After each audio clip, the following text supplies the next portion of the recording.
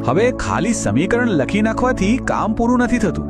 એને બેલેન્સ કરવું એટલે કે સંતુલિત કરવું પડે. અને હા, આ ટોપિક પરીક્ષા માટે સુપર ઇમ્પોર્ટન્ટ છે, એટલે અહીંયા ખાસ ધ્યાન આપજો. પણ સવાલ એ છે કે આ બેલેન્સ કરવાની જરૂર જ શું છે? કારણ છે દળ સંરક્ષણનો નિયમ. એકદમ સિમ્પલ નિયમ છે.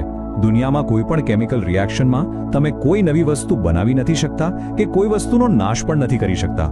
મતલબ કે પ્રક્રિયકોનું જેટલું વજન હોય એટલું જ વજન નિપજોનું પણ હોવું જ જોઈએ. આ એકદમ પાક્કો નિયમ છે. તો હવે બેલેન્સ કરવું કઈ રીતે? ચિંતા ના કરો, એકદમ સહેલા 5 સ્ટેપ્સ છે. સૌથી પહેલા જેવું છે એવું સમીકરણ લખી દો. પછી શાંતિથી બંને બાજુ દરેક તત્વના પરમાણુ ગણી લો. હવે જે તત્વના પરમાણુ સૌથી વધારે હોય ને ત્યાંથી શરૂઆત કરો.